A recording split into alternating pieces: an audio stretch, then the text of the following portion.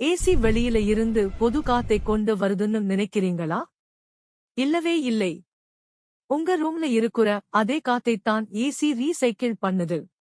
அது எப்படின்னு தெரியுமா? ஏசிக்குள்ள ரெஃப்ரிஜரண்ட் என்கிற ஒரு திரவம் ஓடிக்கிட்டே இருக்கும். இது ரூம்ல இருக்கிற சூடான காத்துல இருக்கிற வெப்பத்தை ஹீட் உறிஞ்சிக்குது. வெப்பத்தை எடுத்த உடனே அந்த காத்து ஜில்லுனு ஆகி மறுபடியும் உங்க ரூமுக்கே வருது. வெப்பத்தை உறிஞ்சின அந்த திரவம் கேஸ் மாறி வெளியே இருக்கிற அவுட்டோர் யூனிட்டுக்கு போகுது. அங்க இருக்கிற கம்ப்ரஸர் அந்த வெப்பத்தை வெளியே தள்ளுது.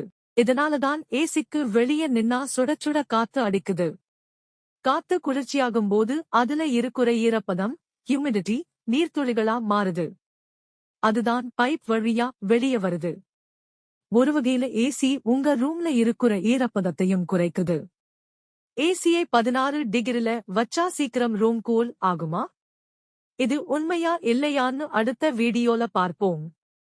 அறிவியலை தெரிஞ்சுக்க பிரெயின் எக்கோவை சப்ஸ்கிரைப் பண்ணுங்க.